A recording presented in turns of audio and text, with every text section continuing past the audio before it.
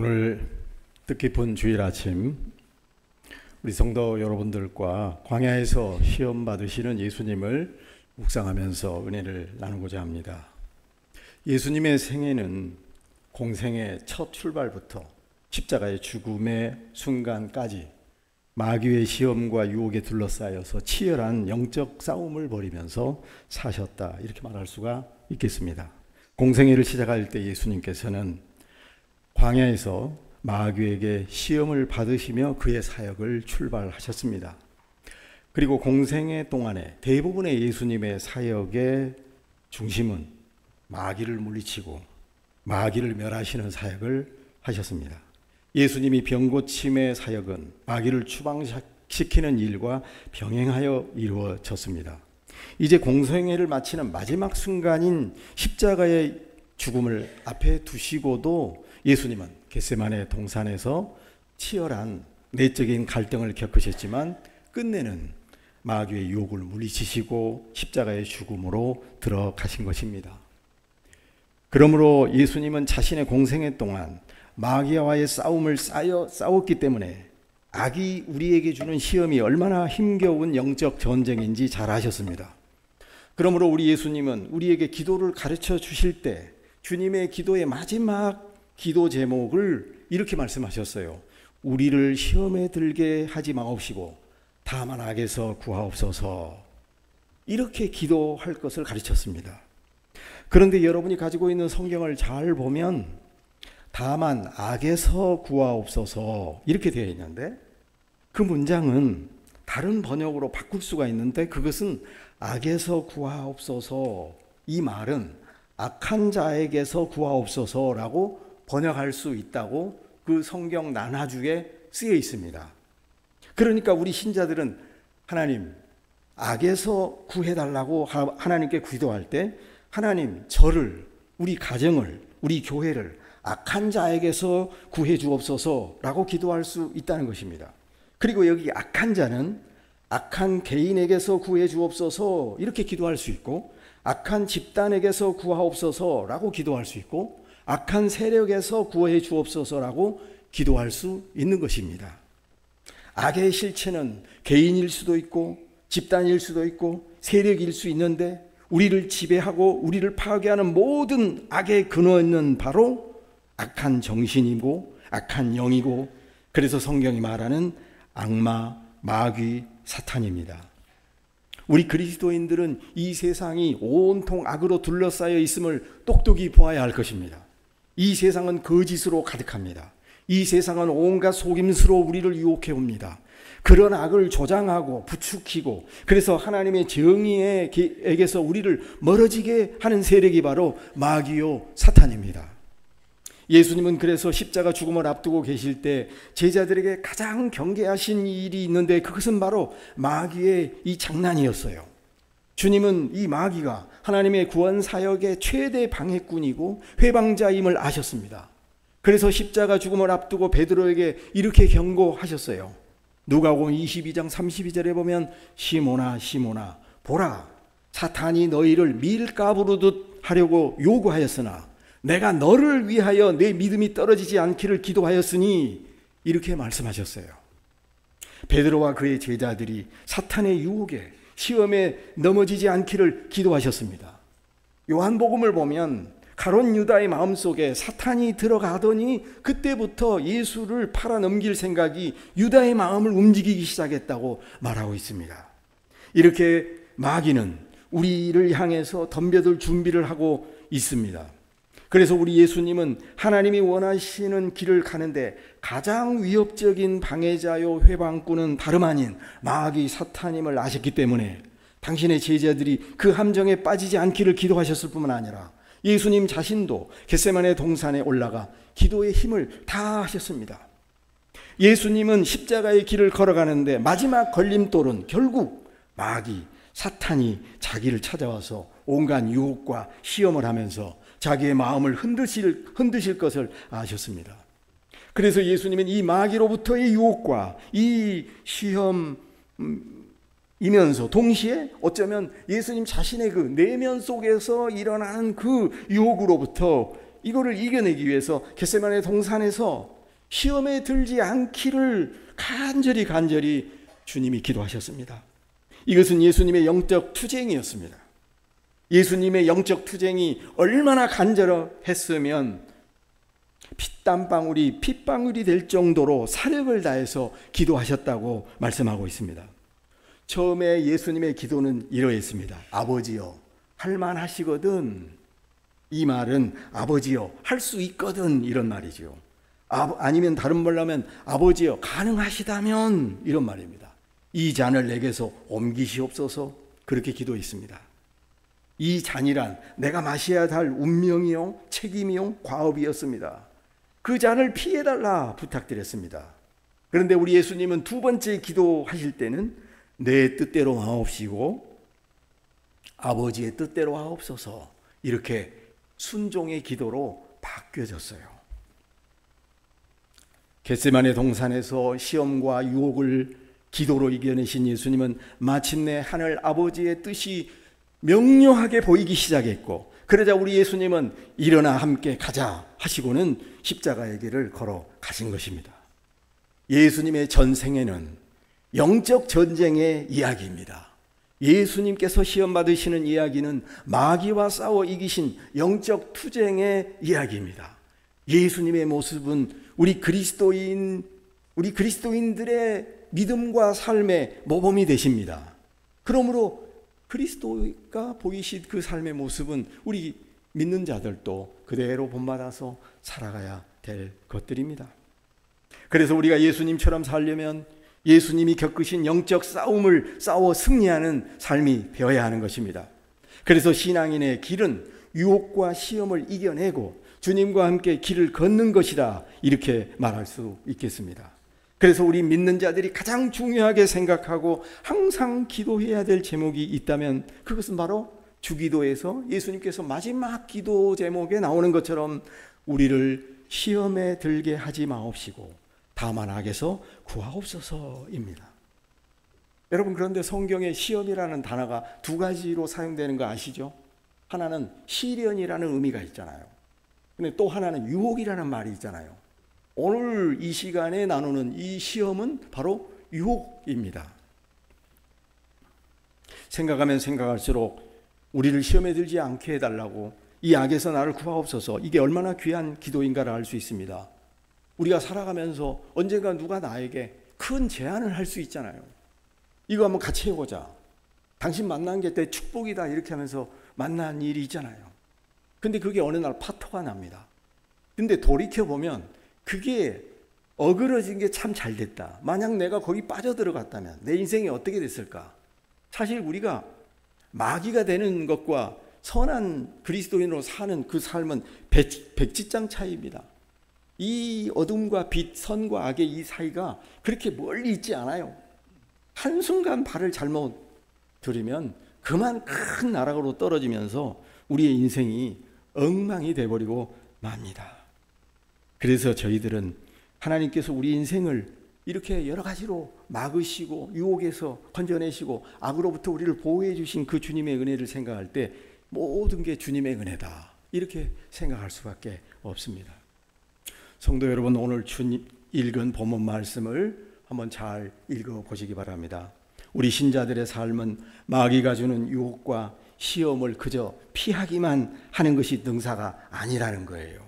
그 마귀의 유혹과 시험에 걸려 넘어지지 않고 마귀와 영적 전쟁에서 승리하는 것이 중요하다는 것이죠. 우리가 가는 길목에 마귀는 기다리고 있습니다. 어쩌면 하나님은 그 유혹의 길로 우리를 밀어 넣는다고 말씀하고 있습니다.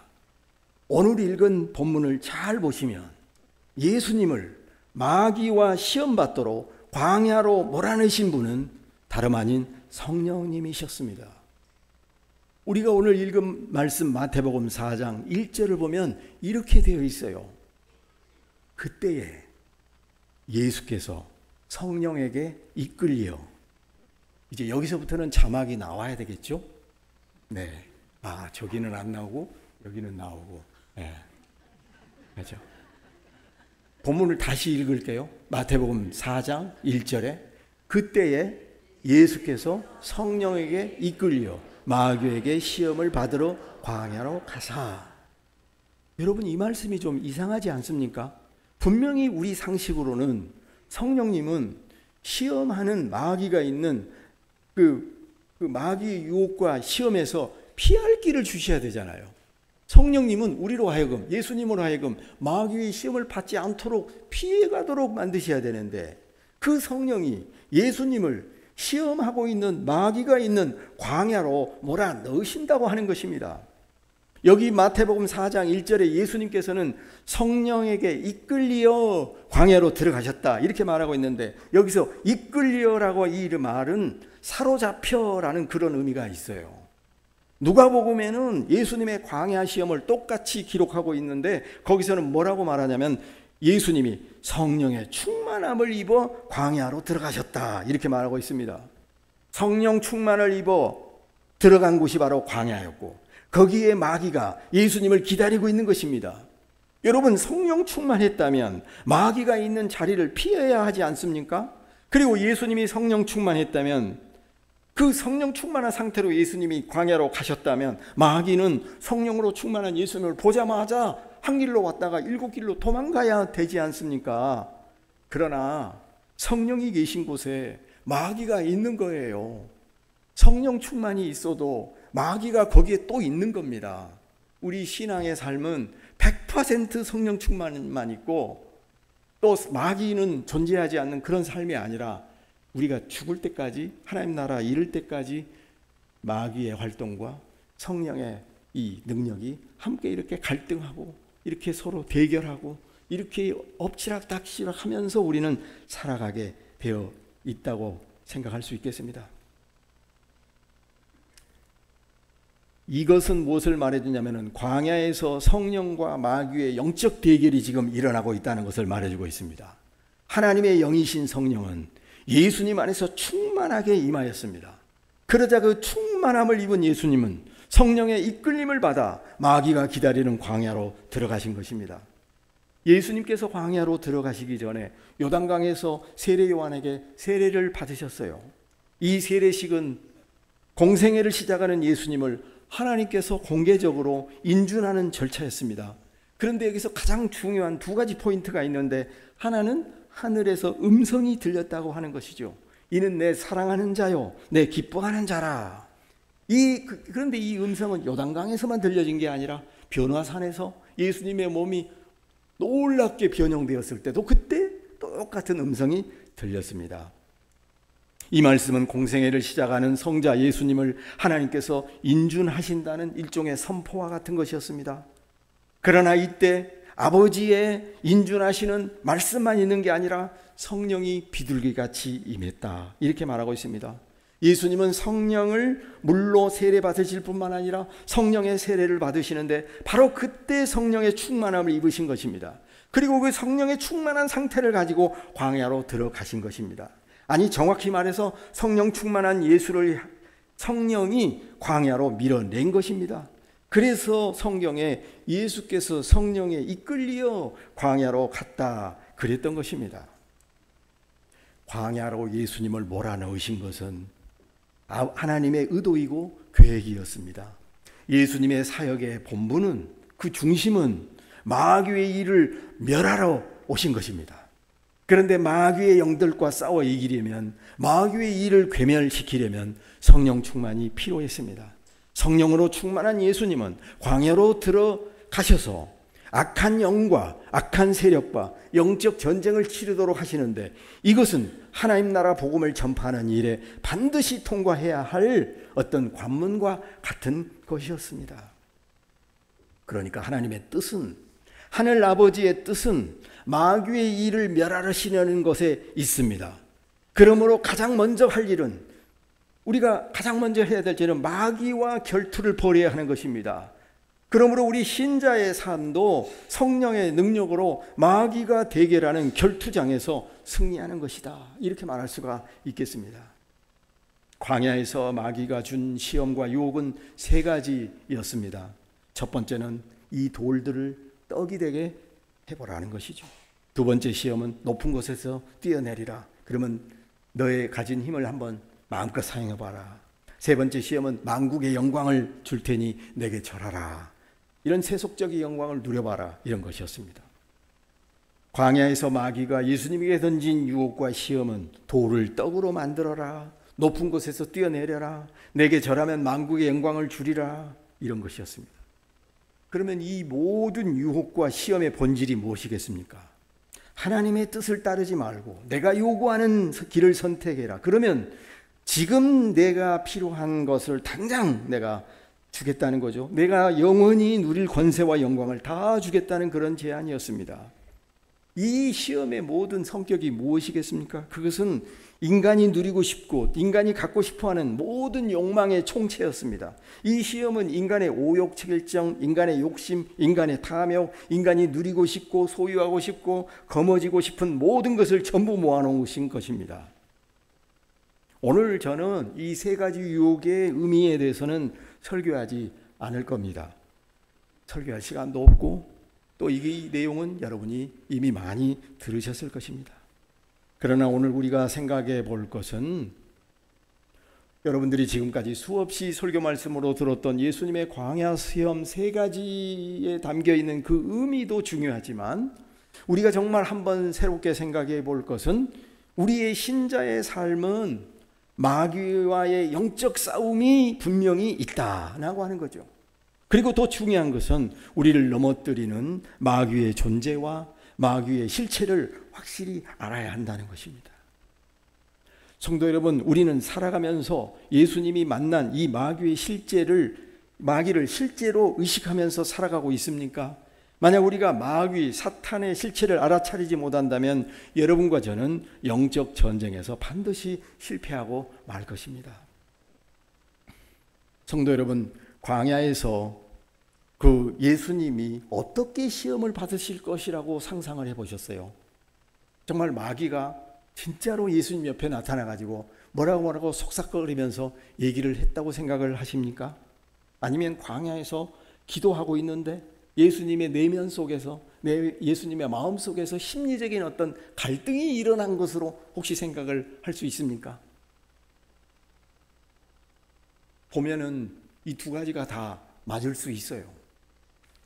왜냐하면 예수님이 인간이기 때문에 그 내적인 갈등이 있을 수 있습니다. 그런데 우리는 이 마귀와 이 사탄이 실제로 이 세상에서 우리가 살아가는 이 삶의 현장에서 우리 가까이 오고 있는 이거를 잘 의식을 못하며 살고 있습니다. 여러분, 오늘 지금 교회에 오는데 철마광장 올 때 마귀가 옆에 와가지고 야, 김 집사 너 오늘 교회 가냐? 그렇게 교회 갈 필요가 있겠냐? 그냥 집에 가지. 이렇게 속삭이는 소리를 들으셨어요? 안 들으셨습니까? 안 들었죠? 안 들었어요. 근데 여러분들은 아마 주일날 이런 식의 마귀의 경험을 하셨을 거예요. 아니, 주일날은 좀 경건하고 아주 거룩한 마음을 유지하고 싶은데 자꾸 오늘따라 아내가 나를 너무 힘들게 만드는 거예요. 오늘따라 자꾸 남편이 나를 아주 마음을 다 뒤집어 놓은 겁니다. 그래서 자꾸 욕이 나려고 하고 화가 머리 끝까지 차올랐을 때 여러분 그때 무슨 생각을 합니까? 마귀가 나를 지금 시험하는구나, 이렇게 생각하죠. 마귀가 실제로 내 앞에 출몰하지 않더라도 우리의 마음과 이 내적인 어떤 이 심리를 움직이고 조종하고 있다라고 생각을 할 수 있다는 거죠. 종교개혁자였던 마틴 루터는 어느 날 밤에 성경을 읽고 있는데 자꾸 집중이 되지 않고 졸음이 막 왔어요. 그러자 마귀는 책상에서 일어나서 이렇게 말했습니다. 그래 마귀야, 네가 그렇게 방해한다면 이제 나는 그만 잠자리에 들어가겠다. 이렇게 생각하면서 이야기를 했다는 거죠. 옛날 사람들은 마귀가 실제로 존재하고 사람들에게 영향력을 행사한다고 그렇게 믿었습니다. 그러나 오늘날 아무리 신앙이 좋은 사람이라도 마귀를 이런 식으로 늘 생각하면서 살지는 않습니다. 왜냐하면 그 이유가 있어요. 세계관이 달라져서 그렇습니다. 우리는 기독교인들은 악령의 존재를 믿고는 있지만 그렇다고 해서 이 악령이 우리가 살고 있는 공간 속으로 직접 침투해 들어와서 내 옆에서 실제로 활동하고 있다, 이렇게 생각하지는 않을 것 같아요. 왜냐하면 그것은 우리가 신앙심이 약해서 그런 것이 아니라 이제 사람들은 근대 시대 이후부터는 이 물질적인 공간 속에 영적인 그 실체가 들어온다는 생각을 하지 않게 됐습니다. 이걸 분리시켰어요. 옛날에는 마을 입구에 고목나무가 있으면 그 고목나무 속에 영이, 신이 들어간다고 생각했어요. 그래서 고목나무가 이 마을을 지켜주고 이 고목나무가 우리 마을에게 저주를 준다고 생각을 했습니다. 고목나무 속에 실제로 어떤 신령한 힘이 들어가서 영향력을 행사한다, 그렇게 생각했잖아요. 그래서 거기 기도하고 절하고 복을 빌고 이렇게 했습니다. 바다에는 용왕님이 계시다고, 풍랑을 일으키고 바람을 잠잠하게 한다, 이렇게 생각했어요. 요나서에 있는 것처럼 부엌에는 부엌신이 있고 쌀독에도 신이 있고 집을 지키는 집신이 있다, 이렇게 생각했어요. 제가 어린 시절에 이건네 밭이 있어요. 여기 쳐다보면 저 앞에 있잖아요. 거기에 이제 어머니하고 일하러 가면 점심시간이 되면 식사를 하게 되는데, 집에서 싸온 도시락을 열 때 우리 어머니는 밥을 그냥 바로 먹지 않고 한 숟가락을 떠가지고 태고시라 하면서 던지는 거예요. 누구한테 주는 겁니까? 귀신한테 먹으라는 거 아니에요. 여기 살고 있는 신령님이 먼저 드십시오, 그리고 우리가 먹겠습니다, 이런 얘기예요. 그러니까 이 당시에는 신령한 어떤 존재가 자기들 주변에 있다고 생각을 한 거예요. 제가 아주 또 어렸을 때 우리 세월호 배가, 이 사건이 우리 몇 년 전에 있었잖아요. 그보다 훨씬 오래전 어린 시절에 진도 앞바다에 큰 배가 침몰하는 그런 사고가 있었습니다. 저희 집은 용두리, 전남 진도군 진도우 동해리 73번입니다. 제재소 앞이에요. 예, 아시죠? 아실 수도 있고 모르실 수도 있고요. 예. 근데 길갓집이라서 많은 어른들이 지나가다가 다 들렸습니다. 그러면은 맨날 우리 아버님은 막걸리 좀 받아오게. 예. 왜냐하면 손님들을 그렇게 대접하잖아요. 지금 제가 이런 얘기를 하니까 자꾸 영적인 얘기하다가 막걸리 얘기하니까 불편하실 수 있겠죠. 옛날에 그렇게 대접했어요. 근데 그 어른들이 이 얘기를 제가 옆에서 들었습니다. 그 어디 무슨 뭐 팽목항인지 어디 항인지는 모르는데 사람들이 배에 타 들어가는 것이 보였는데, 이렇게 어떻게 보니까 그 배에 들어가는데 하얀 소복을 입은 여인들이 여러 명이 배를 타더라는 겁니다. 그러니까 그 당시에는 저 배 사고가 일어난 데는 뭔가 이 귀신들이 들어가서 이렇게 장난을 쳤다, 이렇게 생각을 한 거예요. 이렇게 해석을 한 겁니다. 그런데 오늘날에는 이 어떤 사고가 일어날 때 그렇게 생각하지 않죠. 어떤 원인이 있으니까 결과가 있을 것이다, 인과론적으로 생각을 합니다. 어떤 법칙을 생각하는 거예요. 이걸 합법칙성이라고 이렇게 생각을 합니다. 이제는 많은 사람들이 우리가 살아가는 공간에 마귀와 같은 영적 힘이나 어떤 영적인 존재가 침투해 온다는 생각을 하지 않게 되었습니다. 그러다 보니 현대인들은, 또 우리 그리스도인들조차도 이 광중 권세 잡은 이 악한 영을 인식하지 못하고 있는 겁니다. 악령이라는 건 존재하지 않는 거야. 마귀라는 것은 별로 존재하지 않아. 근데 순복음교인들이나 약간 뭐 좀 신비주의, 지금 여러분 들을 때 저 양반 이게 오늘 강사로 왔는데 신비주의적이네, 이렇게 얘기하면 참 곤란합니다. 저는 장로교 신자이고 또 이렇게 우리 정종환 목사님으로부터 신앙을 배웠고 거기에 빠질 수는 없어요. 근데 중요한 것은 우리가 오늘 이 말씀처럼 악령을 이해해야 할 필요가 있다는 것입니다. 우리들에게 과연 영적인 세계를 느끼고 생각하고 그렇게 살고 있습니까? 성경에 보면 하늘문이 열린다는 말씀이 있어요.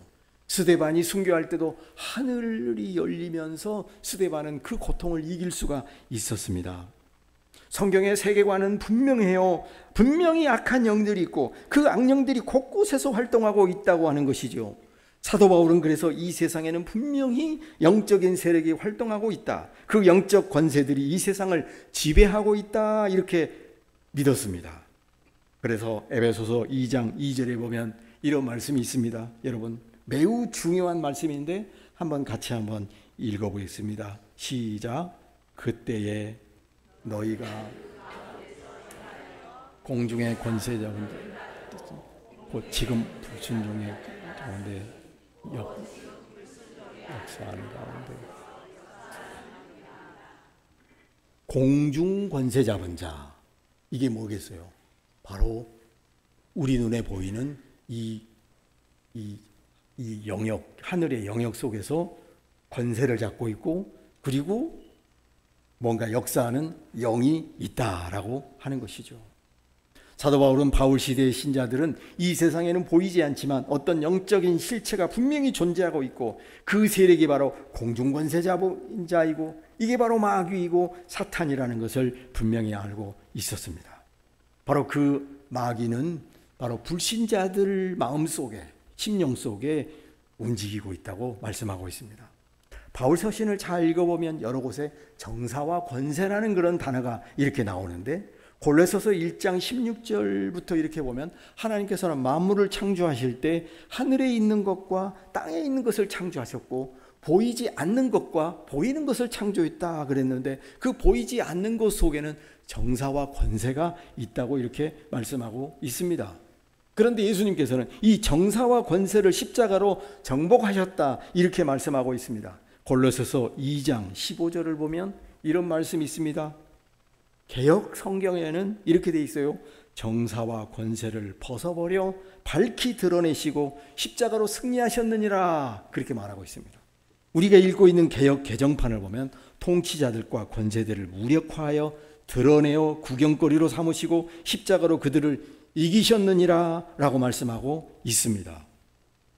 사도 바울은 또 이런 말씀을 하고 있어요. 에베소서 6장 11절에서 16절, 이 말씀 한번 같이 읽어보겠습니다. 시작. 마귀의 간계를 능히 대적하기 위하여. 다시 한번 읽겠습니다. 시작. 마귀의 간계를 능히 대적하기 위하여 하나님의 전신갑주를 입으라. 우리의 씨름은 혈과 육을 상대하는 것이 아니고 통치자들과 권세들과 이 어둠의 세상 주관자들과 하늘에 있는 악의 영들을 상대함이라. 우리의 씨름은 혈과 육에 관한 것이 아니라 바로 정사와 권세와 같은 이 악한 영들을 상대로 싸우는 것이다 라고 하는 것이죠. 문제는 오늘 그리스도인들이 이 영적 세력을 느끼지 못하고 알지 못한 채 무감각하면서 살아가고 있다고 하는 것입니다. 여러분, 지금 이 악한 영들이, 악한 이 마귀들이 여러분 어떻게 활동하고 있다고 생각하세요? 머리끝부터 발끝까지 까만 망토를 입고, 혹은 머리에 뿔을 달리고, 이빨을 양쪽에서 막 길게 늘어뜨리고 그런 도깨비 같은 모습으로 돌아다니고 있다, 이렇게 생각을 하십니까? 여러분, 그렇지 않습니다. 분명한 것은 오늘날도 마귀는 활동하고 있다. 그런데 오늘날에 활동하는 이 마귀는 다른 방식으로 우리에게 접근하고 우리에게 활동한다라고 하는 것이죠. 그런데 문제는 이 악의 실체를 우리 그리스도인들이 잘 의식하지 못하고 살아가고 있다고 하는 것입니다. 분명한 것은 우리 이 세상 속에 영적 전쟁이 분명히 있다라고 하는 것입니다.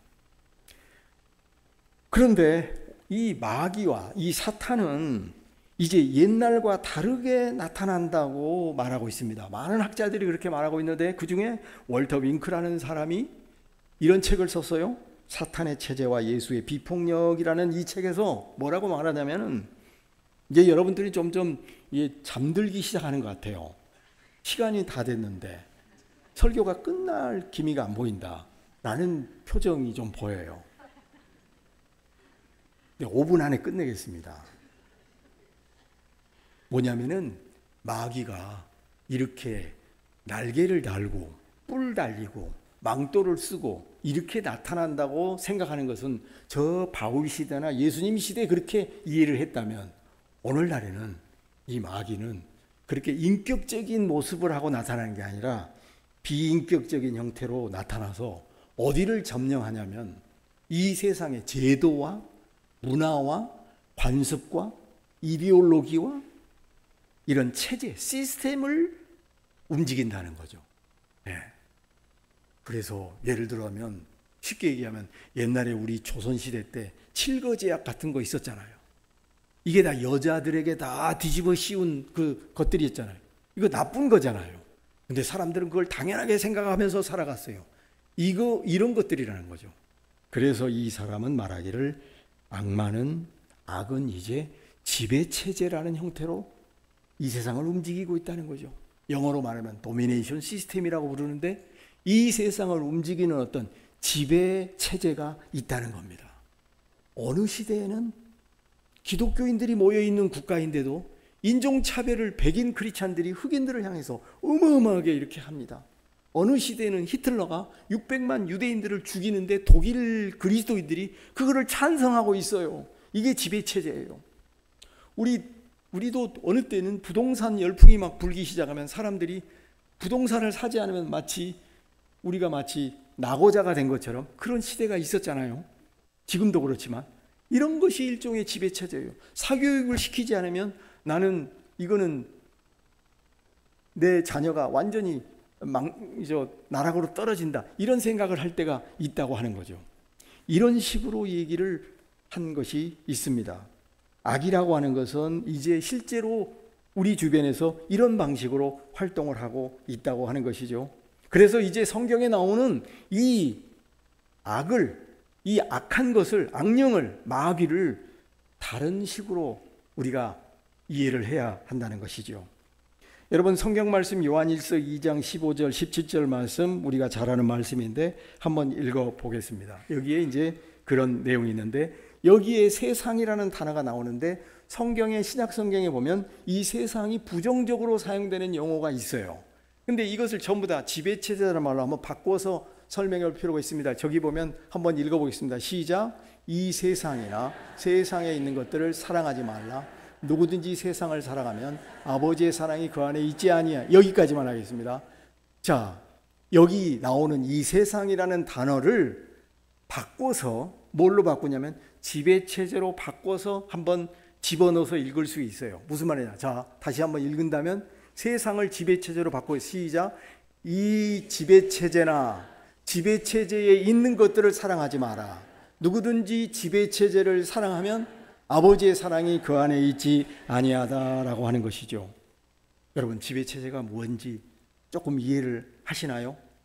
개인으로서는 도저히 이겨낼 수 없는 어떤 엄청난 세력을 말을 해요. 모든 사람들이 다 그렇게 가야 한다고 그냥 망각이 돼버리고 세뇌가 돼버리고 마치 아편을 맞은 것처럼 취해가지고 그렇게 우리를 몰아가는 어떤 어마어마한 가공할 만한 그 힘의 실체, 이것이 바로 지배체제라고 하는 것이죠. 악마는, 마귀는 우리를 이런 식으로 유혹하고 이런 식으로 우리를 끌어들이고 이렇게 우리를 지배하고 조종하고 있다고 하는 것입니다. 제가 오래전에 신학 강의를 대전에서 마치고 올라오는데 어느 변호사님 차를 타고 서울로 올라가게 되었습니다. 이분이 저한테 이런 얘기를 해요. 목사님, 저는 요즘 죄를 너무 많이 지어가지고 하나님께 너무 죄스럽고 부끄럽습니다. 그래요. 무슨 죄를 그렇게 짓길래요? 그랬더니 제가 요즘 성경 읽기를 빼먹고 있어서요. 그래요. 그래서 그거는 큰 죄가 아닙니다. 집사님이 게을러서 그런 것뿐이니까 너무 그거 가지고 죄의식 갖지 마십시오. 이렇게 말했습니다. 이건 무슨 말이냐? 기독교인들이 정말 심각한 죄는 생각하지 않고 죄 같지 않는 것에 목매달고 있다고 하는 것이죠. 제가 몸담고 있었던 기독연구원 느헤미야는 한때 수년 동안 이 대한민국의 2위에 해당하는 그 법무법인 태평양에 가서 그 신우회에서 설교를 한 적이 있습니다. 태평양 법무법인은 황교안 전 국무총리가 그 변호사라고 있었던 그런 곳이옵니다. 저희들이 이제 생각을 해서 그랬어요. 아, 변호사들이니까 법과 하나님의 정의를 꼭 실현하십시오. 이런 설교와 특강을 많이 했어요. 신우회에. 그런데 이분들이 설교가 끝나고 나니까 뭐라고 하냐면 삐긋하게 웃으면서 이래 말해요. 그거는 성경에 나오는 이야기고요. 그렇게 해가지고는 이 회사를 운영할 수 없어요, 목사님. 그래요. 뭐냐면은 변호사 수임을 받고 이게 이익을 만들어내려면 그런 식으로 해서 정의를 막 지키고 이렇게 해서는 돈을 벌 수가 없습니다. 목사님 말씀대로 하다가는 우리 법무회사는 다 망합니다. 그리고 우리 연봉이 확 줄여가지고 우리가 가난뱅이가 될 수 없어요. 이렇게 얘기를 하는 것입니다. 이런 거예요. 뭐냐? 한마디로 개인은 착하고 선하게 살려고 노력을 해요.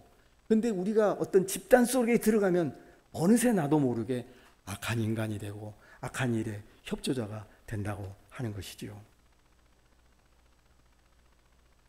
이제 오늘 말씀을 마치겠습니다. 마귀는 우리 곁에 분명히 있습니다. 순복음교회만 이거를 의식하면서 살아서는 안 됩니다. 기도원에 자주 가는 사람들만 악령을 의식하고 살라는 그런 뜻이 아니고요.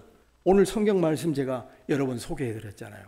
평범한 모든 그리스찬들도 이 세상을 살아가면서 우리를 불의하고 악한 길로 이끌고 우리를 지배하고 우리를 통제하는 그 악한 마귀의 실체를 눈을 똑바로 뜨고 살아가야 한다는 것이죠. 예수님은 이 마귀의 이 세 가지 유혹을 모두 뭘로 물리셨어요? 말씀으로 물리셨습니다. 그런데 중요한 것은 딱 한 가지 있어요.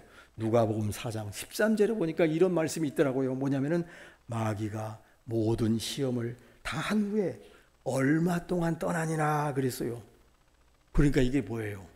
예수님이 말씀으로 마귀를 물리쳤지만 이게 다 끝난 게 아니라는 겁니다. 여전히 마귀는 계속해서 활동을 하고 있고 활동을 재개할 생각을 하고 있다라고 하는 것입니다. 여러분, 우리는 예수님의 주기도처럼 우리를 시험에 들게 하지 마옵시고 다만 악에서 구하시옵소서. 이 기도를 끊임없이 들으면서 우리가 살아가는 삶 속에서 모든 유혹과 시험을 이겨내면서 믿음으로 승리하는 모양교회 성도 여러분 되시기를 주님의 이름으로 축원합니다. 하나님 아버지, 우리가 영적인